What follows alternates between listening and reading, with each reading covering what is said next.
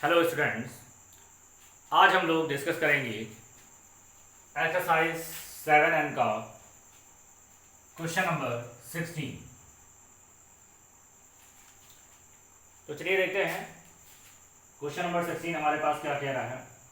Integration of sine x d x, integration of sine x d x divide by sine cube x plus का कास cube x, ये हमारे पास integration है और इसको आपको इंटीग्रेट करना है। तो देखिए इसमें हम क्या कर रहे हैं, अगर किसी भी प्रकार से हम अंश में क्या बना लें, सेक स्क्वायर एक्स बना लें, ठीक है, और हर में क्या बना लें, tan, और tan को t मान लेंगे तो हमारा sec square x d x आपके पास बन जाएगा। तो यहां पर अंश और हर में हम क्या कर रहे हैं, कास क्यूब एक्स से भाग कर रहे हैं, ठीक है। अंश तथा हर में, अंश तथा हर में कास क्यूब एक्स से भाग करने पर, ठीक है। तो देखिए जब अंश और हर में आप इससे भाग करेंगे तो यहां पर क्या हो जाएगा, साइन अपॉन कॉस क्यूब। तो साइन अपॉन कॉस क्यूब में एक कास हम लिखेंगे तो साइन अपॉन कॉस हो जाएगा 10 और इनटू में 1 अपॉन कॉस स्क्वायर एक्स, और 1 अपॉन कॉस स्क्वायर एक्स को लिख सकते हैं हम सेक स्क्वायर एक्स, और ये हो गया हमारे पास dx। इसके बाद जब यहां पर हम डिवाइड करेंगे तो ये हो जाएगा साइन अपॉन कॉस क्यूब यानी tan क्यूब एक्स हो जाएगा। यहां पर जब डिवाइड करेंगे तो वैल्यू आ जाएगी 1। अभी हम क्या करेंगे, यहां पर tan x को t मान लेंगे। इसके बाद हम डिफरेंशिएट करेंगे। tan x का डिफरेंशिएशन होता है sec square x dx is equal to dt।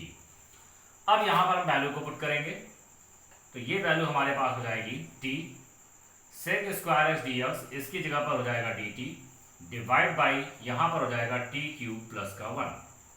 और ये देखिए हमारे पास ये भिन्न आ चुकी है, इस भिन्न को हम खंडित करेंगे तो t upon T cube plus 1, इस वैल्यू की जब हम बात करेंगे तो इसको आप सकते हैं, देखिए a cube plus b cube के फार्मूले से एक ब्रैकेट में हो जाएगा a प्लस बी और दूसरे ब्रैकेट में हो जाएगा a square plus b square minus का ए बी।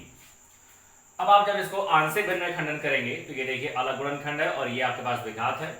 तो जब आप इसको खंडन करेंगे तो ये हो जाएगा a अपॉन टी प्लस 1, और जब आप इसको खंडन करेंगे तो ये हो जाएगा b t plus c divide by t square minus का टी प्लस का 1। इसके बाद जब आप यहां से एलसीएम लेंगे तो एलसीएम हमारे पास आएगा टी प्लस 1 इंटू में हो जाएगा T square minus T plus 1, और यहां पर वैल्यू आपके पास बचेगी A T square minus T plus 1। यहां पर हो जाएगा हमारे पास बी टी प्लस सी और इंटू में हो जाएगा हमारे पास टी प्लस 1। इसके बाद आप अंश को बराबर करेंगे तो देखिए जब अंश को बराबर करेंगे तो t इज इक्वल टू हमारे पास आएगा a T square minus T plus 1, फिर हमारे पास हो जाएगा प्लस में बी टी प्लस सी और इंटू में हमारे पास है t प्लस 1। अभी एक वैल्यू हम यहां से निकाल सकते हैं, देखिए a के नीचे t प्लस 1 है तो अगर हम t प्लस 1 को जीरो करें तो t का मान हमारे पास आएगा -1। तो दोनों पक्षों में हम t बराबर -1 रखेंगे। तो जब दोनों पक्षों में t बराबर -1 रखेंगे तो लेफ्ट साइड में जब हमने रखा तो ये वैल्यू आएगी -1, यहां पर जब रखेंगे तो वैल्यू आएगी 1, यहां पर रखेंगे जब वैल्यू आएगी आपके पास +1 और यहां पर हो जाएगा 1। तो 1 + 1 + 1 कितना हो गया आपके पास 3a, और यहां पर रखेंगे पूरा टर्म जीरो कर देगा तो a की वैल्यू हमारे पास आ जाएगी -1/3।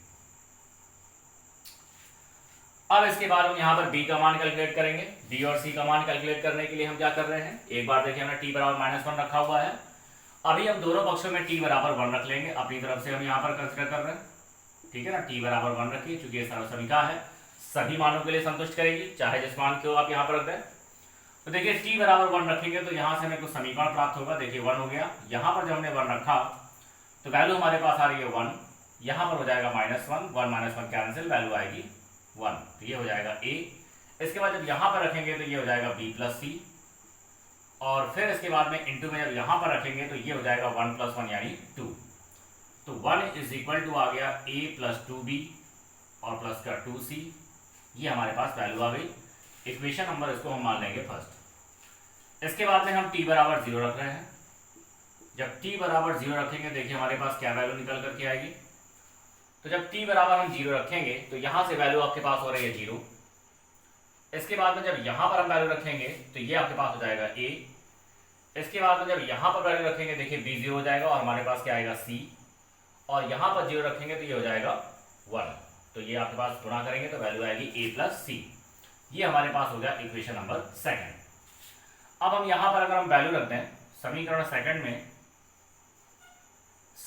सेकंड में अगर हम a का मान क्या रखते हैं माइनस का 1/3 रखते हैं तो हमारे पास क्या मिलेगा, c का मान मिल जाएगा। तो चलिए यहां पर हम a का मान रखते हैं तो ये हो जाएगा माइनस का 1/3 plus c is equal to 0, then c is equal to 1/3। तो यहां से हमारे पास a का मान मिल चुका है और c का मान मिल चुका है। अब ये a और c का मान हम कहां पर रखेंगे, समीकरण 1 में रखेंगे। तो समीकरण 1 में रखने पर हमें b का मान प्राप्त हो जाएगा और फिर इन वैल्यू को हम यहां पर इस भिन्न में रख देंगे तो आपकी भिन्न प्राप्त हो जाएगी। ठीक है, तो चलिए इसको देख लीजिए, फिर आगे हम इसको डिस्कस करते हैं किस तरीके से क्वेश्चन को लगाएंगे।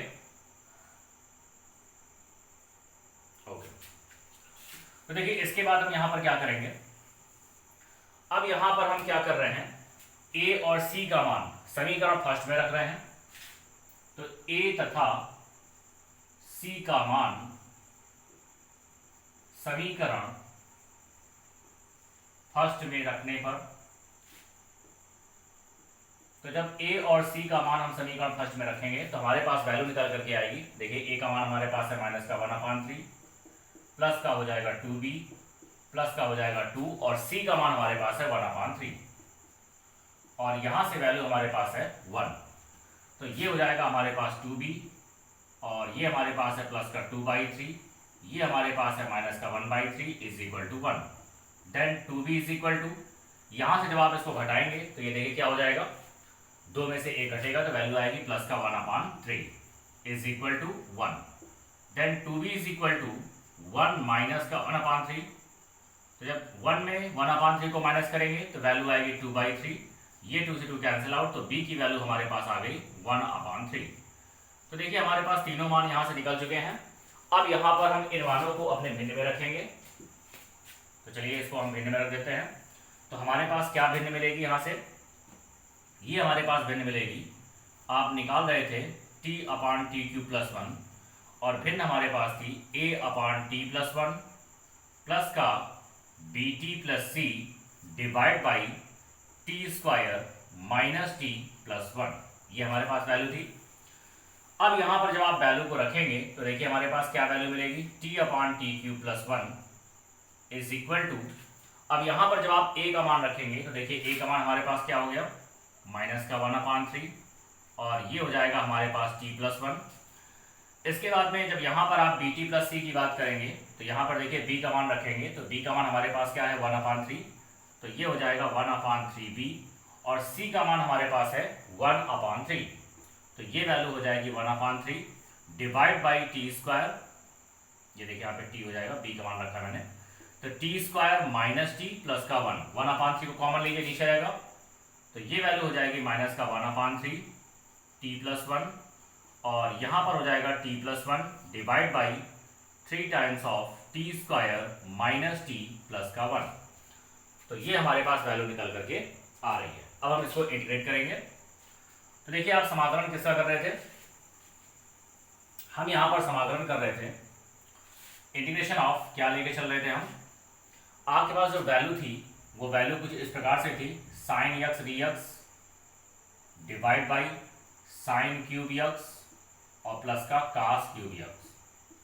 ठीक है, इसका समाकलन हम कर रहे थे और हम इसका समाकलन करने के बाद यहां पर हम tan को t मान ले रहे थे, तो आपके पास जो भिन्न निकल करके आई थी वो हमारे पास भिन्न आई थी t dt और डिवाइड में हमारे पास आया था t³ + 1।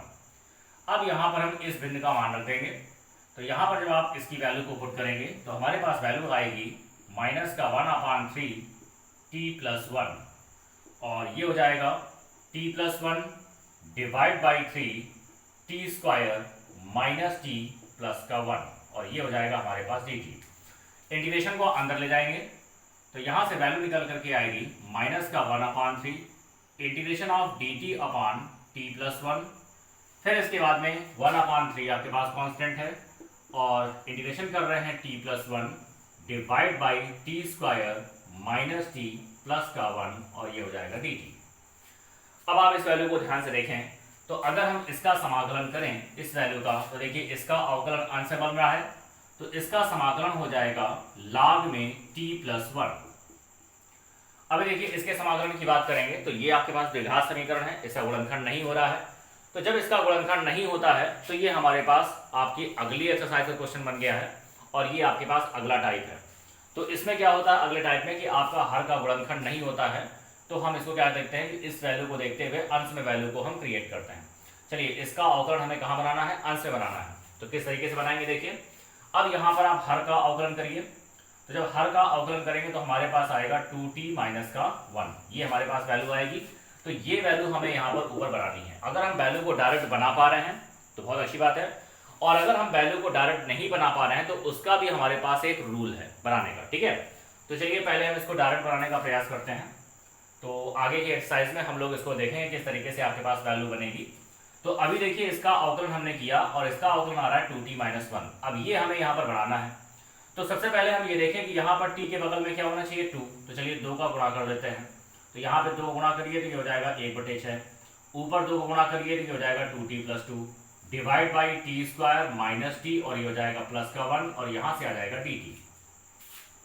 इसके बाद में ये वैल्यू हमारे पास है माइनस का 1/3 log में t प्लस 1 प्लस का 1/6 इंटीग्रेशन ऑफ, अब देखिए 2t माइनस 1 लाना है तो हम इसको क्या करेंगे 2t माइनस 1 लिख दिया। अब यहाँ पर हमें 2 लाना है, तो 2 कैसे आएगा जब हम प्लस 3 कर देंगे, ठीक है। तो ये हो गया plus 3 divide by t square minus T plus 1 और ये हो जाएगा dt। अब इस वैल्यू को हम अलग अलग डिवाइड करेंगे तो माइनस का 1/3 log में t प्लस 1 प्लस का 1/6 इंटीग्रेशन ऑफ, इसको इससे डिवाइड करेंगे तो 2t minus 1 divide by t square minus T plus 1 और ये हो जाएगा dt। इसको इससे डिवाइड करेंगे तो 3/6 और 3/6 का मतलब हो जाएगा 1/2 और इंटीग्रेशन में हो जाएगा dt अपॉन ये हो जाएगा T square minus T plus का 1। अब देखिए आपके पास यहाँ पर ये जो वैल्यू है इसका अवकलन अंश में बन रहा है, तो इसका समाकलन क्या लिखेंगे, इसका समाकलन हो जाएगा हमारे पास माइनस का 1/3 log में t प्लस 1 प्लस का 1/6 और इसका समाकलन हो जाएगा log में t square minus T plus का 1, क्योंकि आपके पास इसका अवकलन कहाँ बन रहा है, अंश में बन रहा है, तो log ऑफ हर हो गया। आगे बढ़ते हैं, ये हो जाएगा 1/2 integration of dt divide by, अब देखिए यहाँ पर आपके पास क्या वैल्यू बन गई है। अभी हमारे पास क्या था कि आपका गुणनखंड नहीं हो रहा था तो इसका अवकलन हमने ऊपर बना लिया। अब हमारे पास फिर से वही वैल्यू मिल रही है, लेकिन अब हम इसका अवकलन ऊपर नहीं बनाएंगे क्योंकि हमारे पास ये टर्म्स हो चुका है। जब अंश में कोई वैल्यू नहीं होती है और इसका गुणनखंड भी नहीं होता है तो हम यहाँ पर पूर्ण वर्ग बनाते हैं, ठीक है ना। जब आपके पास यहाँ पर ये जो वैल्यू है द्विघात समीकरण, केवल द्विघात समीकरण हो और आपके पास गुणनखंड ना हो रहा हो और अंश में कोई वैल्यू भी ना हो, जैसे यहाँ पर ये हमारे पास थी, तो हम इसका पूर्ण वर्ग बनाते हैं। तो चलिए पूर्ण वर्ग बनाते हैं हम। तो हमें पूर्ण वर्ग बनाना है, किसका बनाना है, T square minus T plus 1। तो देखिए टी का गुणांक देखिए, टी का गुणांक हमारे पास है -1, तो -1 को हम किससे डिवाइड करेंगे, 2 से डिवाइड करेंगे और उसका स्क्वायर कर देंगे तो वैल्यू आएगी 1/4। तो पूर्ण वर्ग बनाने के लिए हम क्या कर रहे हैं, 1/4 जोड़ रहे हैं और 1/4 घटा रहे हैं। तो यहां से वैल्यू हमारे पास निकल करके आएगी T square minus T plus का 1/4 माइनस का 1/4 प्लस का 1। तो अब हमारे पास वैल्यू आ गई माइनस का 1/3 log में t प्लस 1 प्लस का 1/6 log में t square minus T plus का 1 और ये हो जाएगा प्लस का 1/2 integration of dt divide by, इसको हम ले सकते हैं t माइनस 1/2 का होल स्क्वायर। किस वैल्यू को, t square minus T plus 1/4 को हमने लिख दिया t माइनस 1/2 का होल स्क्वायर, ओके। और यहां पर देखिए 1 माइनस 1/4, तो 1 में 1/4 को जब माइनस करेंगे तो वैल्यू आएगी 3/4 और 3/4 का मतलब हो जाएगा √3/2 का होल स्क्वायर। तो यहां पर इस वैल्यू को हमने लिख दिया √3/2 का होल स्क्वायर। अब अगर आप इस वैल्यू को ध्यान से देखें तो ये हमारे पास फार्मूला निकल करके आ रहा है। तो जल्दी से इसका स्क्रीनशॉट ले लीजिए, आगे हम इस क्वेश्चन को डिस्कस करेंगे।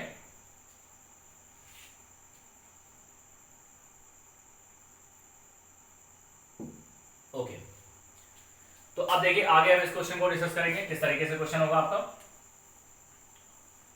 अब यहां पर जब हम आगे इस क्वेश्चन को डिस्कस करेंगे तो देखिए हमारे पास वैल्यू निकल करके आ रही है माइनस का 1/3 और ये हो जाएगा log में t+1, ठीक है, t+1, और फिर हमारे पास हो जाएगा प्लस का 1/6 log में t² माइनस का t प्लस का 1, और फिर हमारे पास हो जाएगा प्लस का 1/2, और ये देखिए हमारे पास फार्मूला बन रहा है 1/x² प्लस का a²।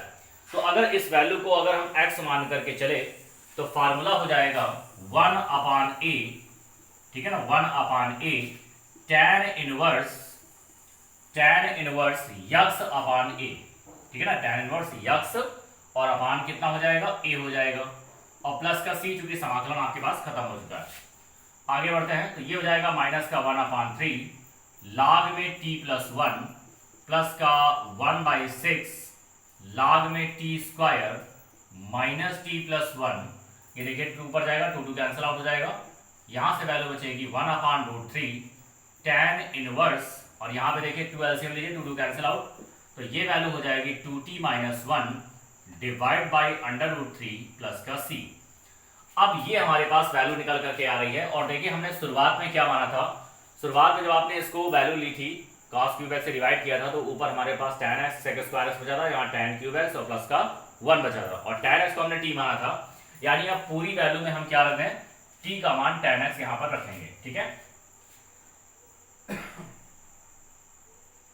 तो देखिए यहां पर t का मान tan x रख दीजिए, यहां पर जब t का मान हम tan x रखेंगे तो क्या वैल्यू निकल करके आएगी, तो ये हो जाएगा माइनस का 1/3 log में, यहां पर वैल्यू को पुट करेंगे तो ये हो जाएगा tan x प्लस 1 प्लस का 1/6 log में tan² x माइनस का tan x प्लस का 1, और यहां पर हो जाएगा प्लस का 1/√3 tan inverse 2 tan x minus 1 divide by √3 plus का c। तो ये हमारे पास इसका आंसर निकल करके आएगा। ओके, तो जल्दी से इसको देख लीजिए, आगे हम डिस्कस करेंगे क्वेश्चन नंबर 17।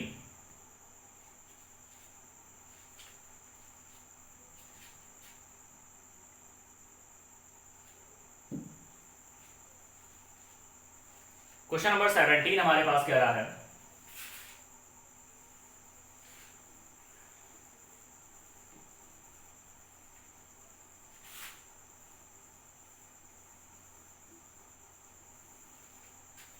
क्वेश्चन नंबर 17 कह रहा है integration of 3x plus 5, integration of 3x plus 5 divide by x³ and minus x² minus x plus का 1, इसका आपको इंटीग्रेशन करना है। ओके, तो चलिए इसका इंटीग्रेशन करते हैं।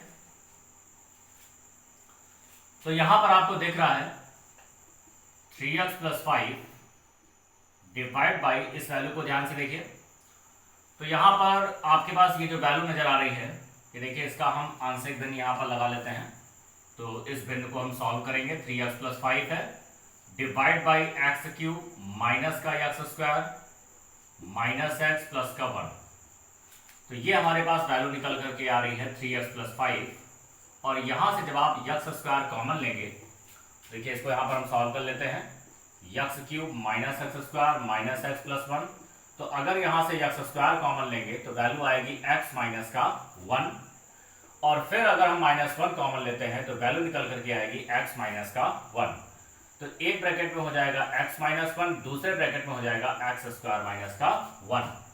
तो यहां से आपके पास जो फैक्टर निकल करके आ रहा है, ये फैक्टर निकल के आ रहा है x minus 1 into x² minus का 1।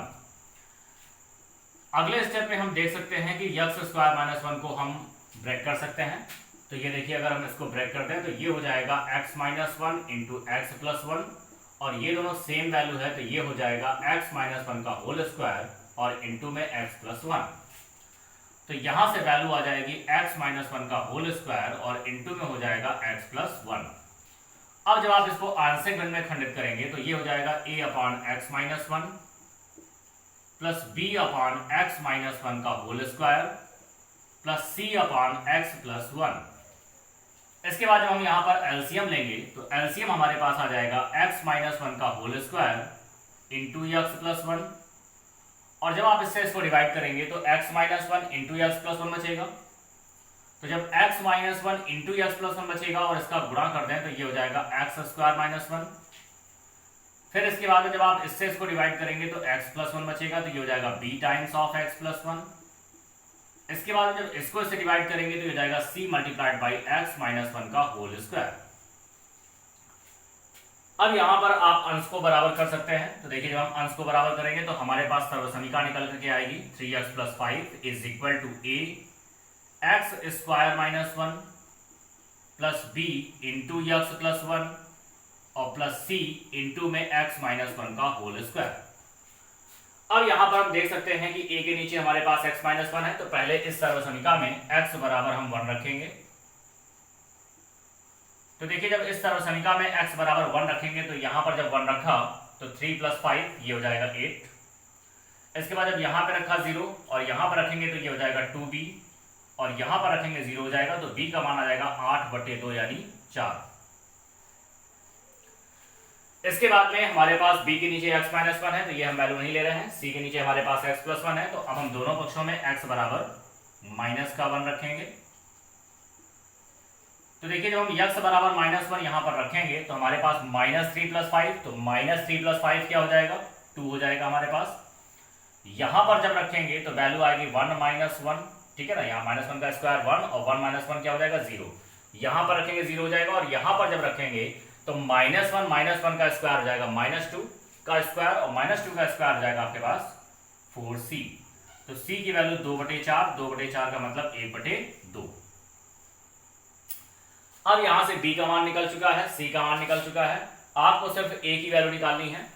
तो देखिए तीसरा मान निकालने के लिए अपनी तरफ से, चूंकि एक सर्वसमीका है सभी मानों के लिए संतुष्ट करेगी, तो अपनी तरफ से हम यहां पर x बराबर 0 पुट कर रहे हैं। तो चलिए अगर हम x बराबर 0 रखें तो हमारे पास क्या सर्वसमीका निकलेगी, देखिए 0 हो गया तो यहां पर वैल्यू आ जाएगी 5। इसके बाद में जब यहां पर 0 रखेंगे तो ये वैल्यू हो जाएगी माइनस का a, जब यहां पर 0 रखेंगे तो ये हो जाएगा प्लस का b, इसके बाद जब यहां पर 0 रखेंगे तो ये हो जाएगा प्लस का c। अब यहां पर b का मान और c का मान हम पुट करेंगे तो 5 इज इक्वल टू माइनस का a, और b का मान हमारे पास है 4, और c की वैल्यू की बात करें तो c की वैल्यू हमारे पास है 1/2। तो 5 इज इक्वल टू माइनस का a, और ये हो जाएगा 4 दूना 8 और 8 तो 1, ये हो जाएगा 9/2।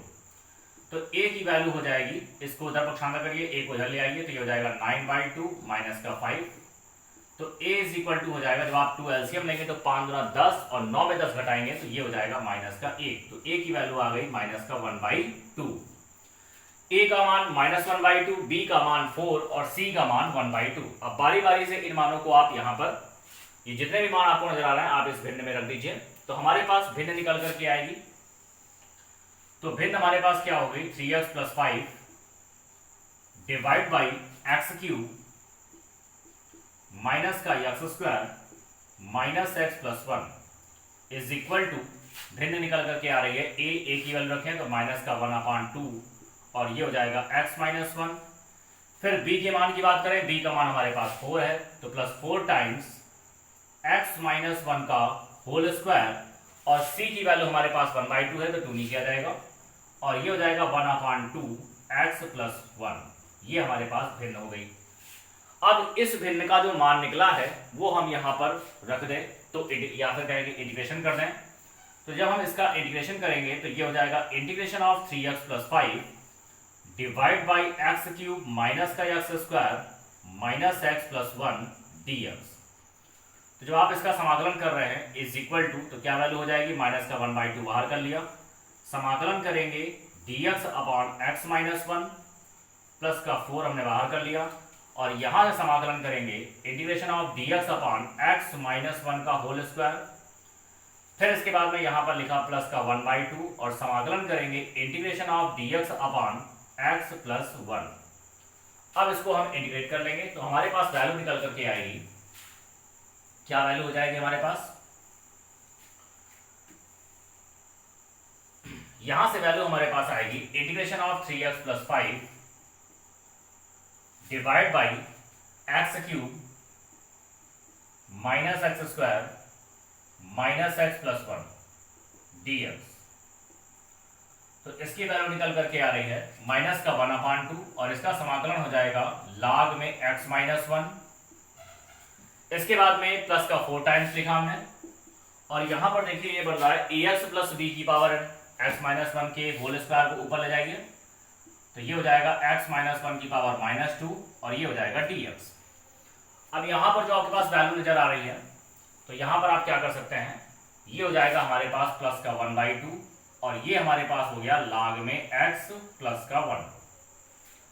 इसमें और इसमें हम क्या कर सकते हैं 1/2 कॉमन ले सकते हैं तो ये हमारे पास आ जाएगा log में x प्लस 1 और ये हो जाएगा माइनस log x माइनस 1 और प्लस का 4 टाइम्स और ये देखिए ax प्लस b की पावर n के फार्मूले से तो ये हो जाएगा x माइनस 1 तो ax प्लस b x की पावर n क्या होता है x की power n plus 1 divide by n plus 1 तो ये जाएगा x माइनस 1 की power minus 1 divide by minus 1 plus का c। इसमें आप प्रॉपर्टी लगा सकते हैं तो ये हो जाएगा 1/2 log में x plus 1 divide by x minus 1 और ये टर्म्स नीचे जाएगा तो माइनस का 4 अपॉन ये हो जाएगा आपके पास x माइनस 1 और प्लस का c। तो ये हमारे पास इसका आंसर हो गया, आप इसको अच्छे से देख लीजिए। आगे हम लोग डिस्कस करते हैं question number 19, sorry question number ये आपके पास था 17 था। अब 17 नंबर के बाद हम लोग डिस्कस करेंगे क्वेश्चन नंबर 18 को।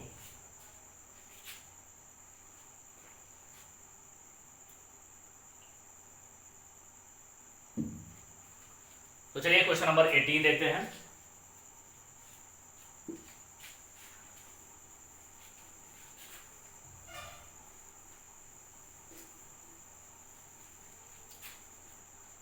क्वेश्चन नंबर 18 कह रहा है इंटीग्रेशन ऑफ e की पावर x माइनस 2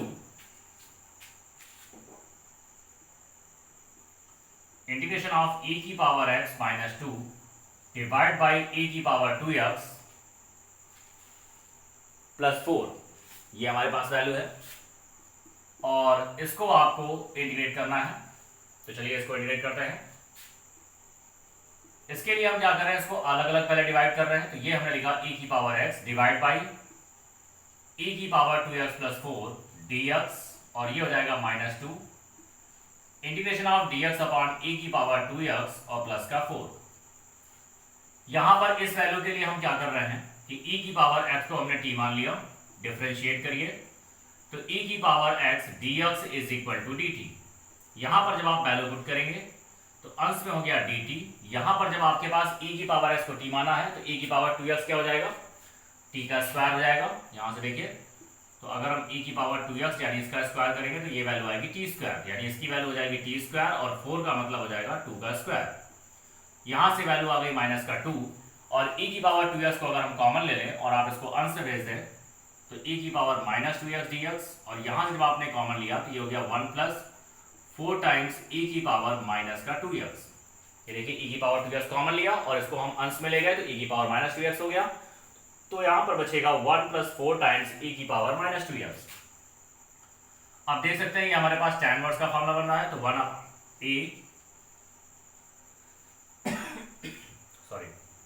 1 अपॉन ए tan इनवर्स x अपॉन ए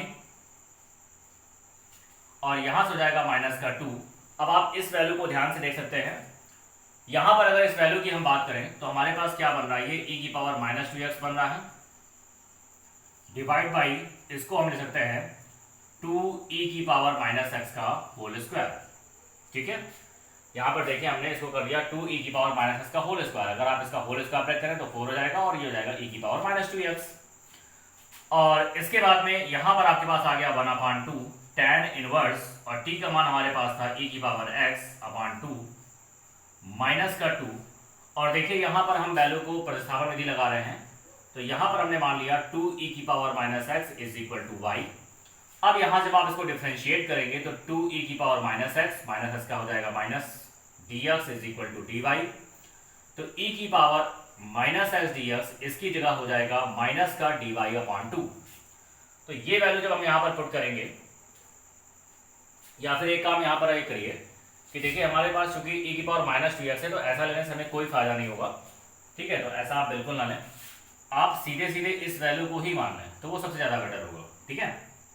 तो हम यहाँ पर क्या कर रहे हैं, ये सीधे हम यहीं से ही इस स्टेप में ही क्या मान ले रहे हैं, माना 1 + 4 टाइम्स e की power minus 2x is equal to t. इस पूरी वैल्यू को हम t मान रहे हैं। जरा डिफरेंशिएट करिए, 1 का 0 हो जाएगा, 4 कांस्टेंट है, e की पावर माइनस 2x का e की पावर माइनस 2x हो जाएगा, और माइनस 2x का फिर से करेंगे तो वैल्यू आएगी -2 dx is equal to dt। 4 का -2 में मल्टीप्लाई करेंगे तो ये हो जाएगा माइनस का 8 e की power minus 2x dx is equal to dt। तो हमारे पास देखिए केवल e की पावर माइनस 2x है, तो e की पावर माइनस 2x dx, इसको y मान लीजिएगा क्योंकि हम t का यूज कर चुके हैं, तो ये हो जाएगा dy हमारे पास, और ये वैल्यू हो जाएगी dy अपॉन माइनस का 8। अब ये वैल्यू जब हम यहाँ पर पुट करेंगे तो ये वैल्यू हो जाएगी माइनस का dy अपॉन 8, और डिवाइड बाई यहाँ पर जब आप वैल्यू पुट करेंगे तो ये हो जाएगा y। अब ये माइनस माइनस प्लस हो गया, और ये वैल्यू आएगी आपके पास 2/8, और यहाँ से हो जाएगा integration of dy upon y। तो इसको आप लिख सकते हैं 1/2 tan इनवर्स e की पावर x अपॉन 2 प्लस का 1/4, और ये हो जाएगा आपके पास log y प्लस का c। अभी हम यहाँ से y की वैल्यू पुट करेंगे, तो जब आप y की वैल्यू पुट करेंगे तो ये हो जाएगा 1/2 tan इनवर्स e की पावर x अपॉन 2 प्लस का 1/4 log में y का मान रखें, तो ये हो जाएगा 1 + 4 टाइम्स e की पावर -2x प्लस का c।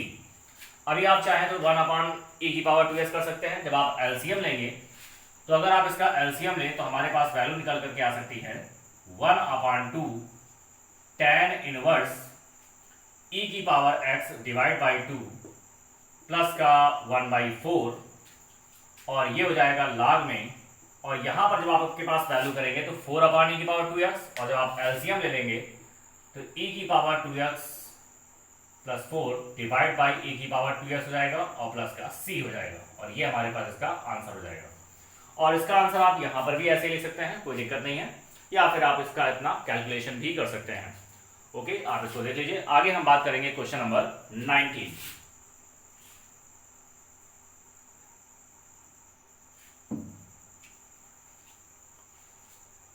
तो क्वेश्चन नंबर 19 हमारे पास कह रहा है,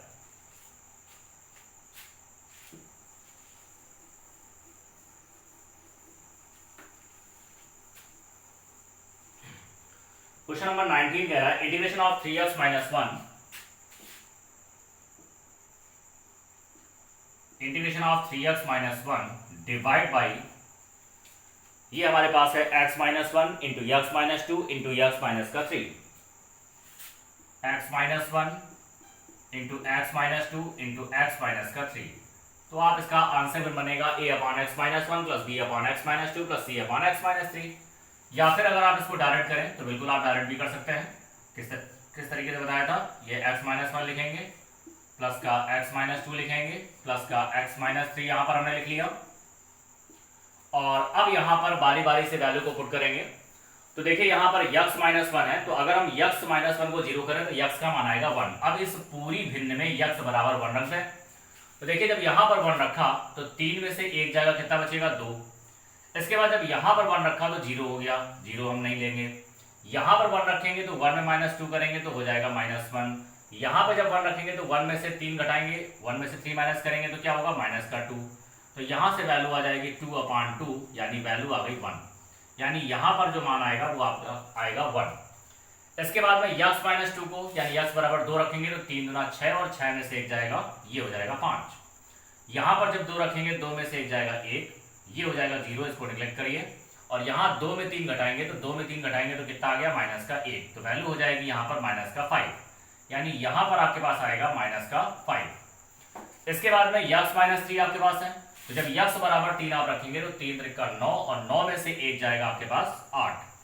यहां पर रखेंगे 3 में घटाएंगे 2, यहां पर जब रखेंगे तो 3 में से 2 घटाएंगे तो ये हो जाएगा आपके पास 1, और यहां पर जब आपके पास रखेंगे तो ये हो जाएगा 0।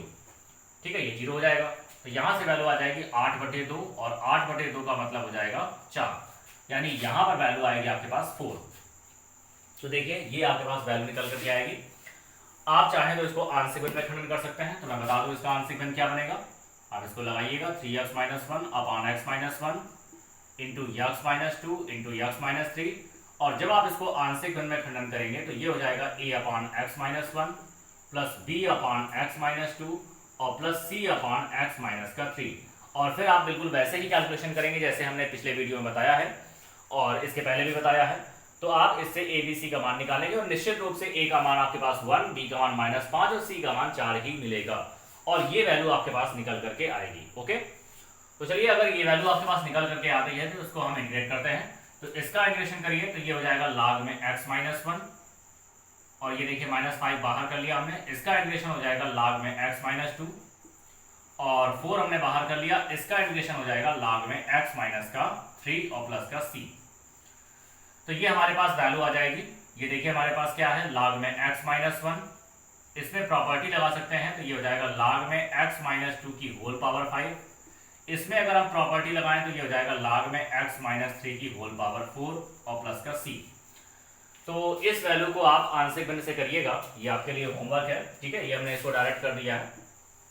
चलिए तो यहां पर देखिए आपके पास क्या हो जाएगा, ये log m और प्लस log m और प्लस log m, तो क्या होगा log m इंटू n, तो ये हो जाएगा x - 1 इंटू x - 3 की होल पावर 4, और माइनस में हमारे पास है log में x - 2 की होल पावर 5 प्लस का c।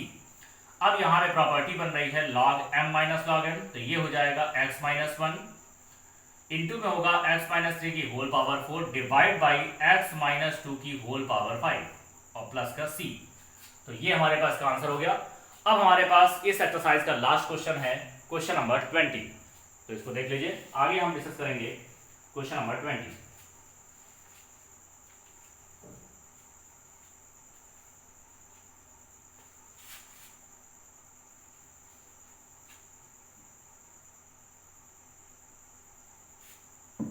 ओके, 20 नंबर आपके पास नहीं है, इसमें 19 नंबर तक था, लेकिन फिर भी हम आपको एक क्वेश्चन यहां पर दे रहे हैं, तो इसको लिख लीजिए, ये आपका होमवर्क है, इसको आप कंप्लीट करिएगा। तो एक क्वेश्चन हम यहां पर आपको एक्स्ट्रा लिखा रहे हैं। तो इंटीग्रेशन ऑफ क्या वैल्यू हमारे पास है, integration of dx upon x, bracket में हमारे पास है 6 log x का होल स्क्वायर, 6 log x का होल स्क्वायर। अच्छा यहां पर लिख देते हैं, इसका स्क्रीनशॉट ले लीजिए। ओके ठीक है, अब यहां पर आपको हम होमवर्क दे रहे हैं, इसके बाद हम लोग अगले वीडियो में आपकी अगली एक्सरसाइज को डिस्कस करेंगे, और आपके पास नया टॉपिक होगा, एक क्वेश्चन उस नए टॉपिक से हम यहां पर बता भी चुके हैं, तो वही आपके पास क्वेश्चन स्टार्ट हो जाएगा। तो देखिए हमारे पास क्या है, integration of dx upon x, bracket में 6 log x का होल स्क्वायर, और फिर हमारे पास है प्लस का 7 log x प्लस 2 प्लस का 7 log x प्लस का 2, ये हमारे पास वैल्यू है ब्रैकेट में, और प्रूफ करना है log में 1 प्लस log में दिया गया है 1 प्लस log x का square divide by 2 plus log x का क्यूब, 2 प्लस log x का क्यूब प्लस का c। तो इसको लगाइएगा, किस तरीके से लगाएंगे देखिए, बिल्कुल आपके पास पहले की तरह है, log x को t मान लीजिएगा, तो log x का t मानेंगे, डिफरेंशिएट करेंगे तो 1 upon x ds equal to dt, तो dx अपान x जगह dt हो जाएगा, तो यहां से वैल्यू निकाल करके आएगी, ऊपर हो जाएगा dt, यहां हो जाएगा 6t स्क्वायर प्लस 7t और प्लस का 2, और ये आपके पास द्विघात समीकरण आएगा, इसका हम गुणनखंड करेंगे और उसको उस प्रकार से लगाएंगे। तो इसको आप कंप्लीट करिएगा, अगर आपको ये नहीं आता है तो आगे हम इसको डिस्कस करेंगे। ओके।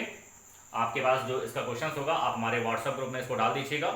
अगर आपको कोई दिक्कत आती है तो हम इसको वहां पर डिस्कस करेंगे। ओके, आज के लिए इतना ही, आगे हम लोग नेक्स्ट वीडियो में आपकी चर्चा करेंगे। Okay, thank you.